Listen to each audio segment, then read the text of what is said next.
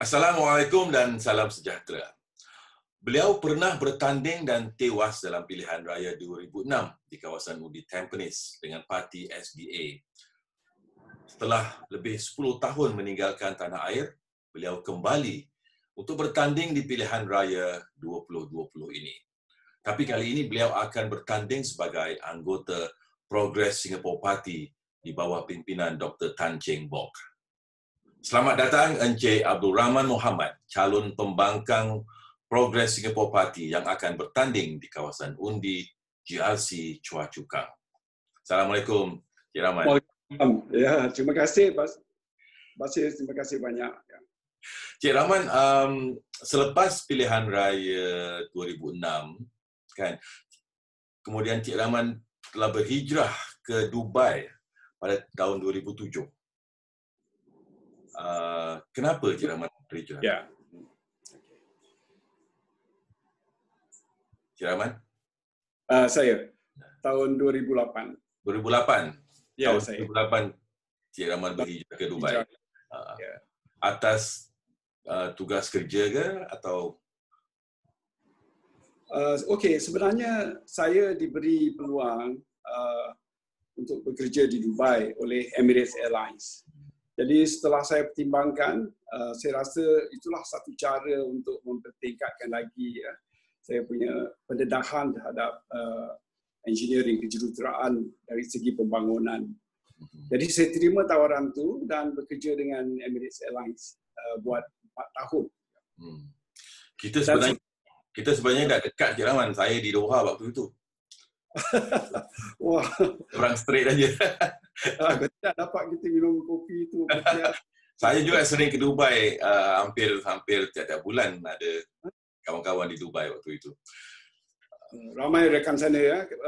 Dubai pun tempatnya baik kerana banyak orang-orang Islam Melayu di sana. Tapi setelah lama di luar negeri itu dan Encik Rahman tiba-tiba dah lebih 10 tahun, tiba-tiba mahu pulang ke tanah air untuk bertanding lagi di pilihan raya tahun ini. Kenapa Encik Rahman? Okey, pertama kali saya memasuki politik kerana saya rasa tidak puas dengan layanan terhadap masyarakat Melayu, ya, terutama penglibatan kita di dalam angkatan tentera, kerana setelah berpengalaman dalam perkhidmatan negara, saya dapati bahawa perkhidmatan negara itu adalah salah satu daripada permulaan untuk masyarakat Melayu mendekati kepakaran dalam teknikal, ya. Jadi ada pelbagai vocation di dalam army, military, walaupun mereka itu sekadar hanya didedahkan kepada latihan-latihan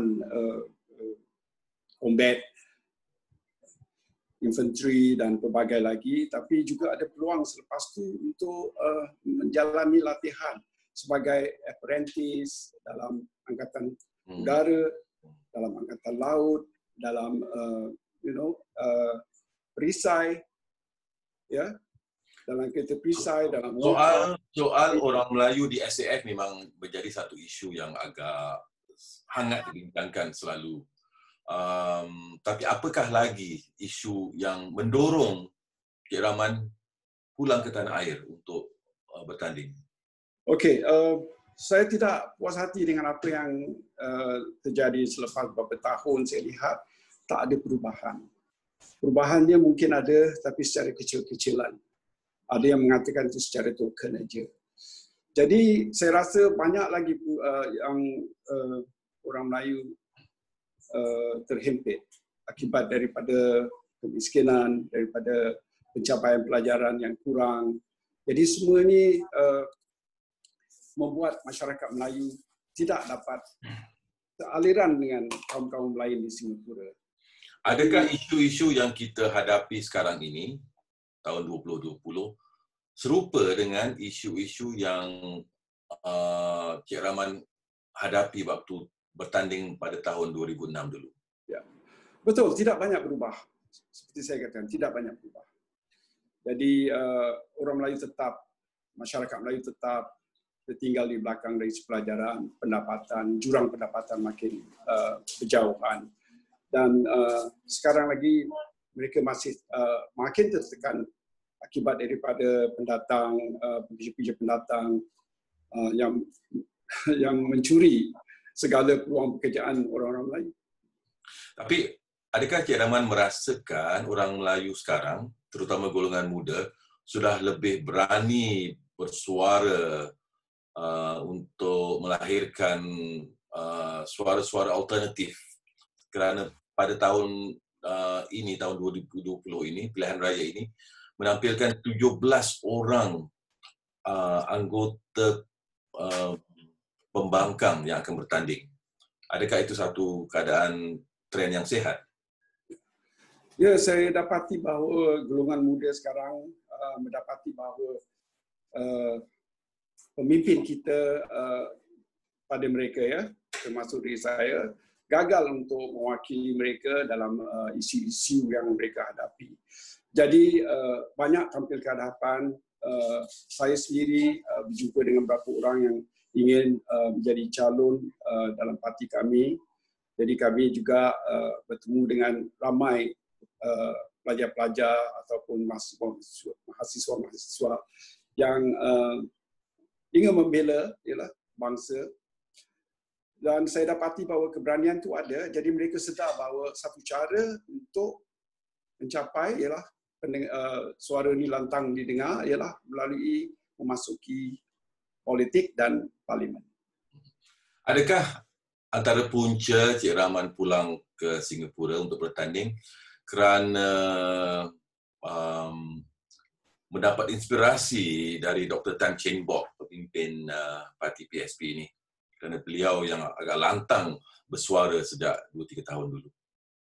Ya, tapi sebenarnya bukan selepas 10 tahun saya kembali. Ya. Sebelum tu saya ada niat untuk kembali, tapi mungkin galakan kurang daripada mereka-mereka yang terlibat dalam politik waktu itu, 2011, 2015. Tapi kebelakang ini saya dapati bahawa ada seorang pemimpin PAP lama yang mahu bersuara, yang mahu berjuang untuk rakyat-rakyat sekalian lebih daripada untuk kebaikan masyarakat daripada kepentingan diri sendiri.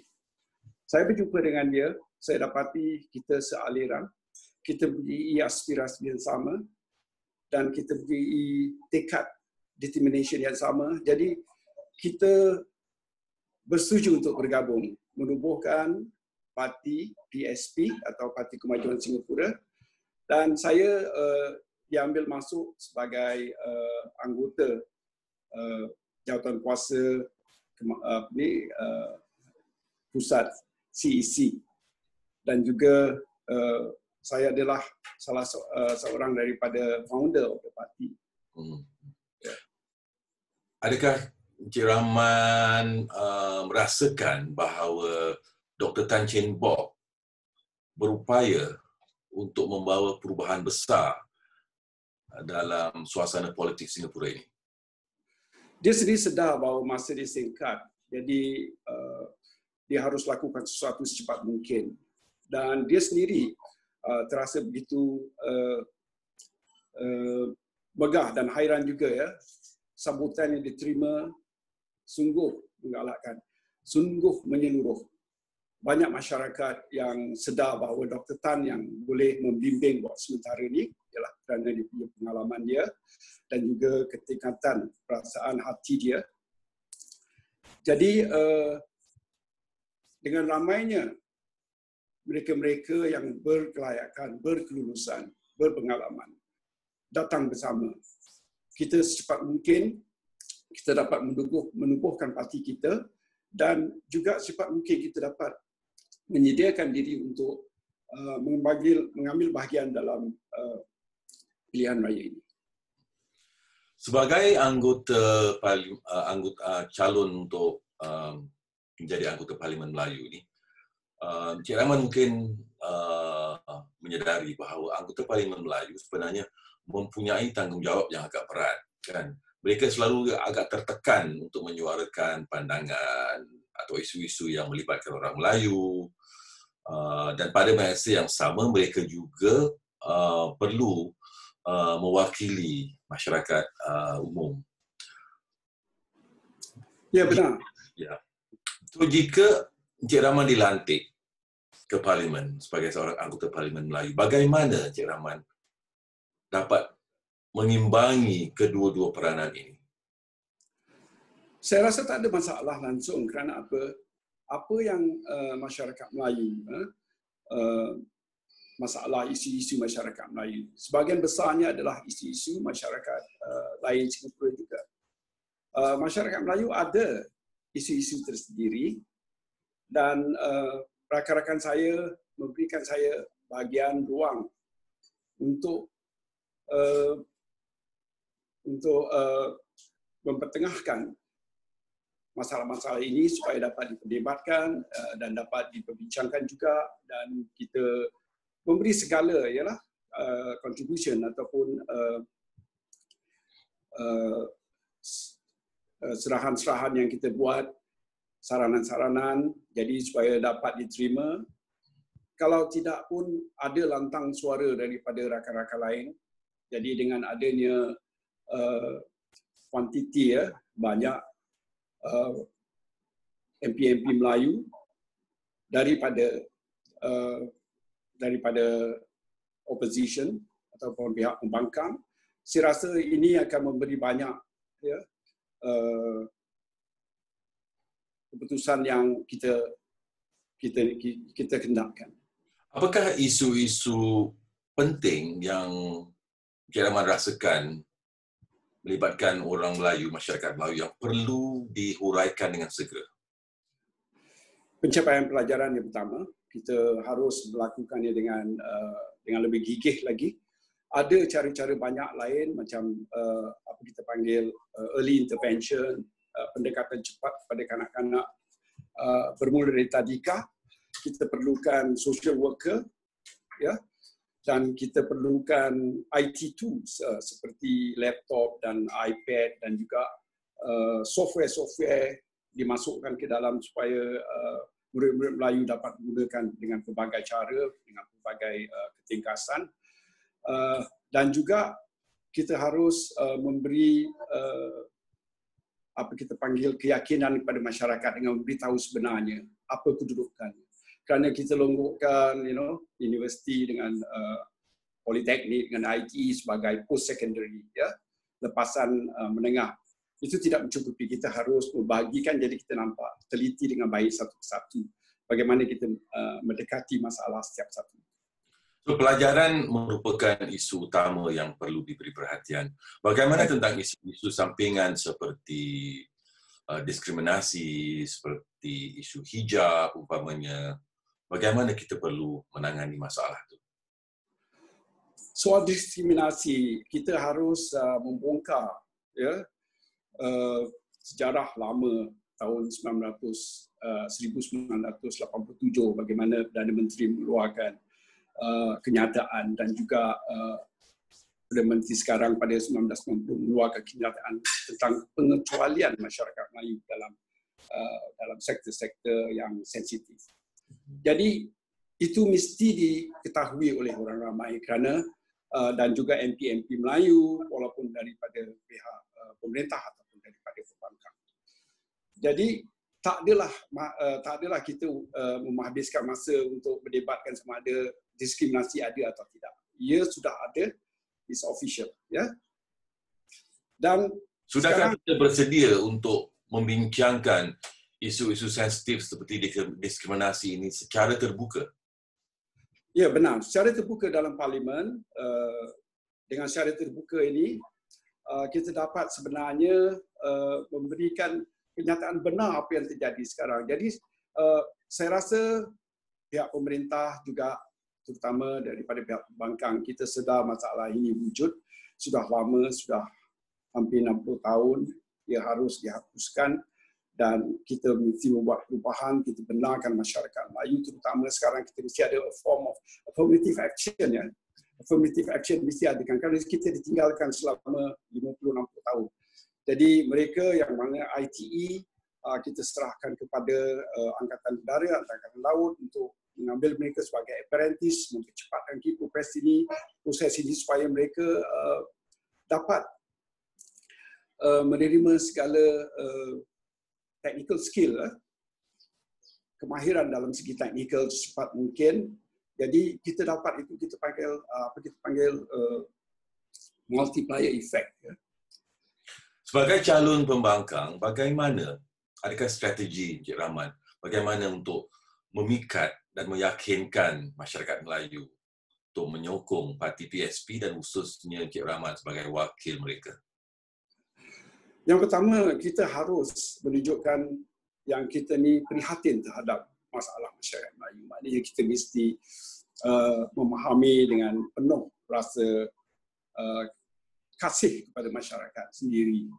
Supaya kita sedar bahawa setiap pertolongan itu akan meningkatkan masyarakat Melayu kita. Itu pertama. Jadi kita tidak menafikan apa-apa yang kedudukan sebenarnya. Itu yang pertama. Jadi mereka sedar bahawa apa yang kita perjuangkan itu adalah benar, jujur dan tulen. Tentang strategi PSP pula bagaimana? Apakah rancangan jangka panjang Dr. Tan Cheng Bock umpamanya untuk Singapura? Ya, Dr. Tan dengan saya ada kesepahaman. Dia faham bahawa masyarakat Melayu ini masalah yang harus diselesaikan cepat mungkin. Pendek kata dia serahkan kepada saya kerana saya mengetahui hal ini lebih dalam lagi dan sudah lama saya berbincangkan soal ini bukan saja masa dalam politik juga dengan rakan-rakan seperjuangan atau rakan-rakan sepelajaran dulu. Kita punya chat group dan juga rakan-rakan saya kita punya contemporary dia pasti berjumpa sendiri dengan Dr. Tan, berbincang dengan dia.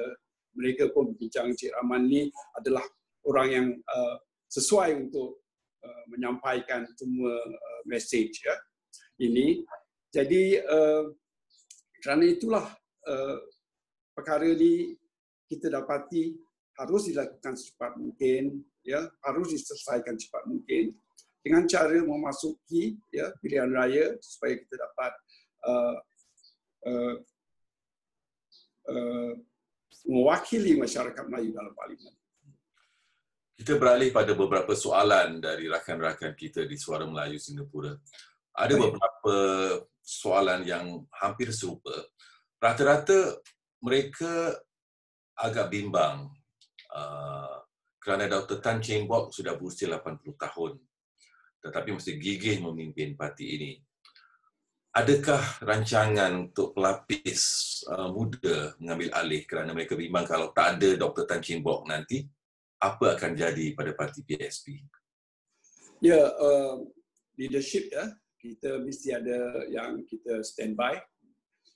Dan kita mulai dengan rekrutmen mengambil ahli-ahli profesional yang lebih muda untuk berganding bahu dengan kami. Kita mendapati bahawa kita dapat banyak sambutan, banyak yang datang dan kita telah mengenal pasti mereka-mereka yang mempunyai potensi dan juga kita melibatkan mereka dalam pilihan raya ini, jadi kita dapat menganalisa kebolehan mereka masing-masing.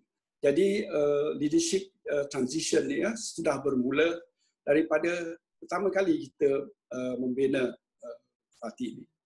Maknanya Dr. Tan sedar masalah yang dihadapi ini. Ya, benar. Dia sendiri mengatakan bahawa tujuan dia bukan nak jadi Perdana Menteri, kan dia tahu itu memerlukan masa yang lama untuk memerintah negeri. Jadi selepas katakanlah ini andaian, parti PSP dapat dengan lain-lain pihak pembangkang dapat menubuhkan kerajaan baru, dapat mandat. Jadi dengan secara cepatnya kita mesti mengisi tempat-tempat tertentu yang mereka-mereka yang berkelayakan dan berkelulusan dan juga berpengalaman. Juga mereka ni adalah dari golongan-golongan generasi muda. Jadi kita letakkan mereka dalam pelbagai responsibility. Jadi kita dapat membina terusnya leadership replacement ataupun pemimpin-pemimpin yang kita harus ganti. Satu lagi masalah yang ditimbulkan ialah orang ramai bertanya, kenapa parti-parti pembangkang ini tidak bergabung sebagai satu pakatan untuk mencabar parti PAP. Sama seperti yang berlaku di Malaysia umpamanya kan. Kalau ada pakatan lebih kuat. Sebab nampaknya parti-parti pembangkang di Singapura ini agak tidak sehaluan dan tidak sealiran. Apa sebabnya? Ya, keadaan kita amat berlainan dengan Malaysia. Ya. Malaysia, parti-parti yang lain itu semua sudah mempunyai kursi masing-masing. Masing-masing telah dapat menunjukkan kebolehan masing-masing untuk memenangi pilihan raya. Tapi di Singapura, yang memenangi pilihan raya buat sementara ini adalah Workers' Party. Dan sebelum itu mungkin daripada Singapore SDP dulu, dan itu pun tercicir dan hanya sekarang baru dibangunkan semula dengan secara serius. Jadi ada parti-parti lain yang masih kecil. Mereka perlu membuktikan kebolehan mereka, terutama berapa banyak ahli-ahli yang mereka dapat kumpulkan. Dan kedua, siapa-siapakah yang mengetuai berbagai bahagian dalam parti. Kalau mereka tidak berkemampuan, kita tak boleh bawa mereka bersama kerana mereka akan menjadi bebanan buat kita. Ya. Tapi kenapa tidak parti yang terbesar, dua parti terbesar umpamanya lah, PSP dan WP bergabung menjadi satu pakatan untuk mencabar secara kumpulan? Kenapa harus berasingan? Sebab itu satu kelemahan yang dilihat. Buat sementara ni biarlah kita berasing, ya, kerana Workers' Party di sebelah timur Singapura dan PSP di sebelah barat. Kita buktikan kebolehan kita. PSP pun mahu membangun. PSP pun mahu membuktikan bahawa kami mempunyai kemampuan. Selepas kita berjaya, jadi kita boleh bersama-sama bergabung, ya, kita boleh berbincang tentang hal ini. Kerana waktu ni saya rasa pergabungan tidak mendatangkan apa-apa perubahan dengan keadaan sekarang. Kami tetap dengan calon-calon kami, WP dengan calon-calon mereka, dan daerah-daerah yang mereka pertarungkan tu berasing dengan kita. Jadi biarlah buat sementara ini kita membuktikan kebolehan kita. Workers' Party pun ada sedikit masalah tentang ialah Aljunied, Unisme. Mereka perlu membina semula parti mereka dan mereka ingin memenangi seperti East Coast, ya, tempat-tempat lain yang mereka akan tandingi. Jadi biarlah kami masing-masing buat sementara ini menumpukan pandangan, tenaga dan juga kebijaksanaan kami kepada tempat-tempat yang kami akan bertanding. Dan selepas berjaya, insya-Allah kita akan duduk berbincang tentang ini. Ada masanya yang kita akan berbincang perkara ini dengan lebih mendalam lagi antara satu sama lain. Okey, soalan terakhir, Cik Rahman. Adakah Cik Rahman yakin PSP akan memenangi beberapa buah kerusi, terutama di kawasan undi West Coast di mana Dr. Tan Cheng Bock bertanding? Okey, saya pernah walkabout, berjalan sambil bertemu dengan para pengundi, dan kebelakangan ini saya ada mengurung mereka door to door juga, dan saya sendiri melakukan semua kegiatan ini di Chua Chu Kang sendiri, dan saya lihat perbezaan besar antara kedua-dua GRC ini dengan Tampines GRC yang saya tandingi tahun 2006. Sekarang ini, sekarang ini 2006 tu dengan sekarang, nampak tak perbezaan? Perbezaannya, masyarakat sekarang lebih sedar kepada politik, lebih sedar kepada pendedahan, ya, lebih sedar kepada masa depan mereka. Terutama lagi sekarang masalah telah timbul akibat macam pekerjaan, terutamanya wang kesarian, kenaikan harga yang melonjak beberapa kali seperti perumahan, perubatan dan lain-lain kos yang menekan mereka dalam kehidupan ini. Jadi mereka rasa sejauh ini tidak ada alternative voice atau suara sebaliknya. Jadi mereka sedar bahawa ini adalah satu keperluan buat sementara ini, dan lebih-lebih lagi akibat daripada COVID-19 ini, tidak penentuan masa depan kita, jadi mereka mau melihat ia diperdebatkan di dalam parlimen. Jadi sokongan dulu dengan sekarang amat berbeza sekali. Pilihan raya dalam masa wabak COVID-19 ini banyak telah dibincangkan. Cik Rahman sendiri merasakan adakah ia memihak kepada pihak pembangkang ataupun pemerintah masih punya kelebihan? Dalam pertemuan saya dengan masyarakat, ada dua pandangan. Satu menyatakan, sekarang pemerintah telah membuat segala-galanya, mereka melakukan dengan pantas dan mereka akan berjaya dan kita perlu disokongan.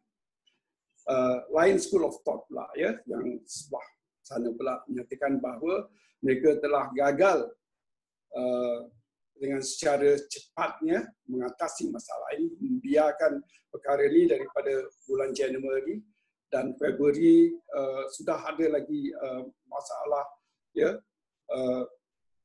penyakit ini merebak dan pemerintah hanya menyuruh kontraktor untuk seperti kontraktor dalam dormitory untuk memperasingkan mereka dan juga membersihkan tempat-tempat duduk tinggal mereka. Tapi selepas perkara itu menjadi terus membiak, baru mereka memberikan tumpuan yang penuh pada itu. Jadi sudah terlambat. Perkara itu sudah merebak, sudah menjadi wabak. Jadi banyak wang yang akan dibelanjakan untuk perubatan dan untuk ganti rugi gaji mereka-mereka yang daripada luar negeri. Pendeknya ini adalah pilihan raya yang amat luar biasa, Cik Rahman. Betul. Adakah Cik Rahman juga dapat merasakan keputusannya juga akan luar biasa?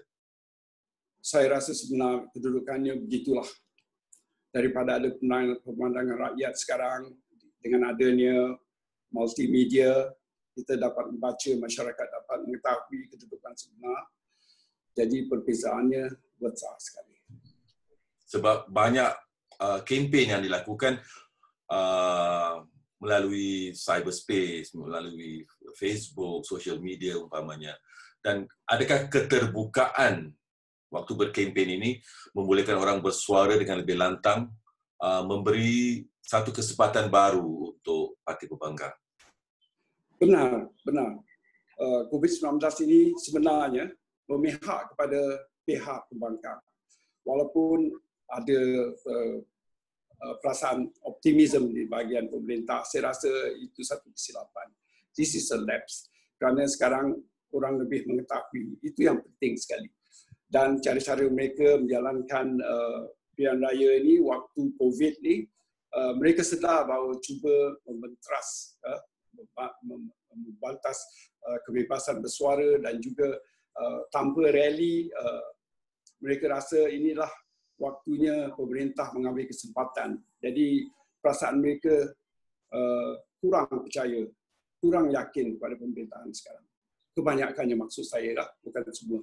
Kerana ada core supporter the PAP antara golongan 40 hingga 45%, itu susah kita nak menteras. Yang lain, yang fan sister tu antara 15 hingga 20%. Dan ada yang lain 30% sekarang adalah anti-establishment. Jadi kita buat kira-kira congkak, kita dapati bahawa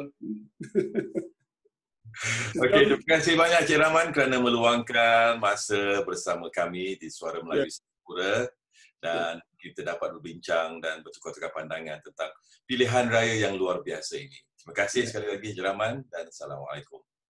Saya pun berterima kasih dengan pihak Suara Melayu Singapura. Terima kasih beri saya peluang untuk meluarkan perasaan saya, keazaman saya bagi pengetahuan orang ramai. Jadi mereka mengenali dengan lebih dekat siapa itu Abdul Rahman, kenapa dia masuk politik dan parti mana yang dia akan bertanding. Terima kasih Cik Rahman. Sama-sama. Terima kasih banyak. Waalaikumsalam.